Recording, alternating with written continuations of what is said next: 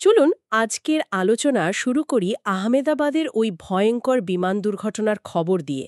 মানে এয়ার ইন্ডিয়ার flight AI-171, যেটা উড্ডয়নের প্রায় সঙ্গে সঙ্গেই ভেঙে পড়ল। আমাদের কাছে যেটুকু খবর এসছে, মানে একদম প্রাথমিক যা তথ্য, সেটার ভিত্তিতেই আমরা আজ কথা বলবো। বোঝার চেষ্টা করব ঠিক কি ঘটেছিল আর তার পর পর কি হলো, তদন্তই বাকি বলছে। হুম। ঘটনাটা সত্যিই মর্মান্তিক।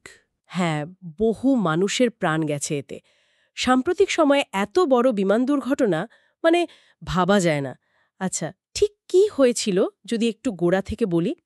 এয়ার ইন্ডিয়ার ফ্লাইট AI-171, একটা বোয়িং 7878 ড্রিম লাইনার, তাই তো? রেজিস্ট্রেশন নম্বর ছিল VTANB। হ্যাঁ, ঠিক। এটা আহমেদাবাদের সর্দার বল্লভভাই পাটেল এয়ারপোর্ট থেকে লন্ডনের গ্যাটউইকের দিকে যাচ্ছিল। হুম। কিন্তু টেক অফের ঠিক পরেই, মানে যখন প্লেনটা খুব বেশি উঁচুতে ওঠেনি, তরুণ ৬২৫ ফুটের মতো। মাত্র ৬২৫ ফুট টেক অফের পরেই? হ্যাঁ, ঠিক তখনই খুব দ্রুত সেটা নিচে নেমে আসে আর সোজা আহমেদাবাদের মেগানি নগরে, মানে BJ মেডিকেল কলেজের হস্টেল বিল্ডিংয়ের উপর গিয়ে পড়ে। ওহ, লোকালের উপরে? হ্যাঁ, আর তারপরই একটা বিশাল বিস্ফোরণ, আগুন লেগে যায়। ভয়ঙ্কর দৃশ্য। হ্যাঁ, ভয়ঙ্কর তো বটেই, আর হতাহতের সংখ্যাটাও তো বিশাল। বিমানে যাত্রী ছিলেন ২৩০ জন আর ক্রু ১২ জন, মানে মোট ২৪২। এদের মধ্যে কতজন? দুঃখের বিষয় হল ২৪১ জনই মারা গেছেন। ভাবা যায়, শুধু একজন যাত্রী অবিশ্বাস্যভাবে বেঁচে গেছেন। একজন? সত্যি? হ্যাঁ, একজন। জানা গেছে তিনি 11A সিটে বসেছিলেন। ওহ! শুধু তাই নয়, প্লেনটা যেখানে পড়েছে, মানে ওই হস্টেল ব্লকে, সেখানেও তো অনেকে ছিলেন।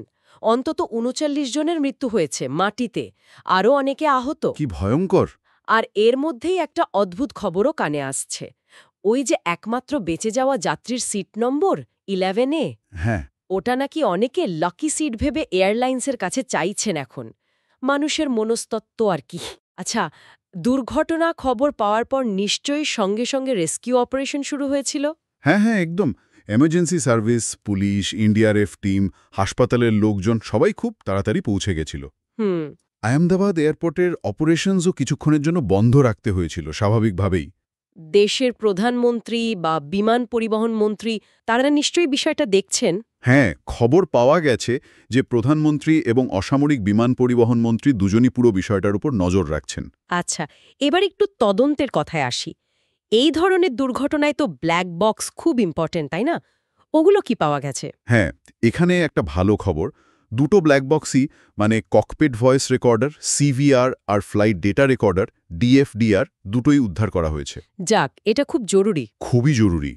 ভারতের এয়ার অ্যাক্সিডেন্ট ইনভেস্টিগেশন ব্যুরো, মানে AAIB, তারাই তদন্ত করছে। দরকার হলে এগুলো ডিকোড করার জন্য হয়তো বিদেশেও পাঠানো হতে পারে। রিপোর্ট আসতে কতদিন লাগতে পারে, কোনো আন্দাজ? আশা করা হচ্ছে মাসখানেকের মধ্যে একটা প্রাথমিক রিপোর্ট পাওয়া যাবে। আচ্ছা, প্রাথমিক তথ্যে কি দুর্ঘটনার কারণ নিয়ে কিছু বোঝা যাচ্ছে, মানে কোনো ইঙ্গিত? একটা গুরুত্বপূর্ণ ক্লু কিন্তু পাওয়া গেছে। মনে করা হচ্ছে বিমানের যে এমার্জেন্সি পাওয়ার সিস্টেম থাকে, র্যাম এয়ার টারবাইন বা RAT। ওই যেটা ইঞ্জিন ফেল করলে পাওয়ার দেয়? হ্যাঁ, ঠিক ওইটা। ওটা সম্ভবত চালু হয়ে গিয়েছিল। তার মানে? এটা সাধারণত ইঙ্গিত দেয় যে টেক অফের পরেই বিমানের মূল ইঞ্জিনগুলোতে কোনো বড় সমস্যা হয়েছিল। মানে ইঞ্জিন ফেলিওরের দিকেই ইশারা করছে ব্যাপারটা। ও, তার মানে কি প্রায় নিশ্চিত যে ইঞ্জিন ফেলিওর, নাকি অন্য কিছুও হতে পারে? দেখুন, এখনই ১০০% নিশ্চিত করে বলাটা কঠিন। RAT চালু হওয়া মানে পাওয়ার সিস্টেমে বড় সমস্যা, যেটা অনেক সময় ইঞ্জিন ফেলিওরের কারণে হয়। কিন্তু দুটো ইঞ্জিনই একসঙ্গে ফেল করল, নাকি অন্য কোনো টেকনিক্যাল ফল্ট ছিল, সেটা তদন্ত শেষ না হলে বলা যাবে না। তবে এরই মধ্যে কিন্তু আরেকটা গুরুত্বপূর্ণ ঘটনা ঘটেছে। কি ঘটনা? আমাদের যে বিমান চলাচল নিয়ন্ত্রক সংস্থা DGCA বা directorate general of civil aviation, হ্যাঁ। তারা এয়ার ইন্ডিয়া ৩ জন বেশ সিনিয়র লেভেলের কর্মকর্তাকে দায়িত্ব থেকে সরিয়ে দিয়েছে। তাই নাকি? কেন? কারণ হিসেবে বলা হয়েছে সিস্টেমিক সেফটি ভায়োলেশনস, মানে পদ্ধতিগত সুরক্ষা লঙ্ঘনের অভিযোগ। তার মানে এটা কি ম্যানেজমেন্টের গাফিলতি? অনেকটা সেরকমই ইঙ্গিত। হতে পারে এয়ারলাইন্সের সুরক্ষা সংক্রান্ত নিয়মকানুন মেনে চলার ক্ষেত্রে কোথাও কোনো বড় ঘাটতি ছিল, সেটা প্লেনের রক্ষণাবেক্ষণে হতে পারে, কর্মীদের ট্রেনিংয়ে হতে পারে, বা হয়তো সেফটি প্রটোকলগুলোকে যথেষ্ট গুরুত্ব দেওয়া হয়নি। তার মানে ব্যাপারটা বেশ জটিল। একদিকে যেমন টেকনিক্যাল ফল্ট মানে ইঞ্জিন বা আরএটির সমস্যার ইঙ্গিত, আবার অন্যদিকে ম্যানেজমেন্ট বা সিস্টেমের দিকেও আঙুল উঠছে। ঠিক তাই।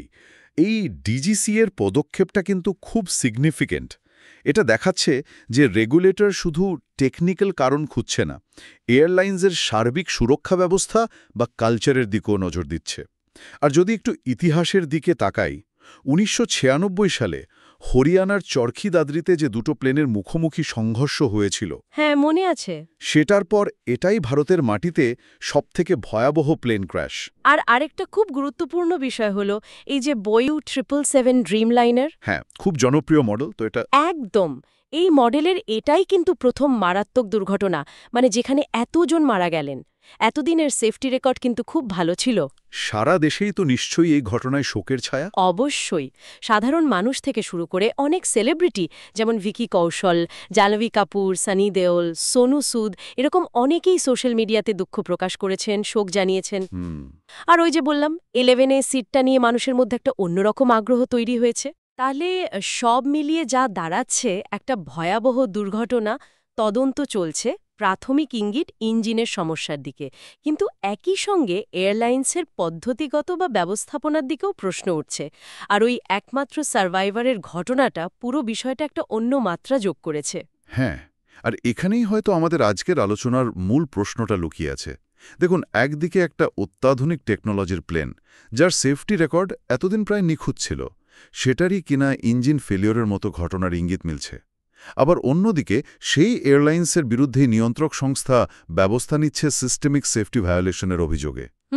এই দুটো বিষয় যখন একসঙ্গে ঘটে, তখন প্রশ্ন জাগে টেকনোলজির ওপর আমাদের ভরসা আর মানুষের তৈরি সিস্টেম বা ব্যবস্থাপনার নিয়মকানুন, এই দুটোর মধ্যেকার টানাপোড়েনটা ঠিক কোথায়।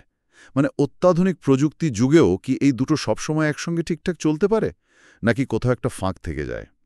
এই ভাবনাটা না হয় শ্রোতাদের জন্য তোলা থাক।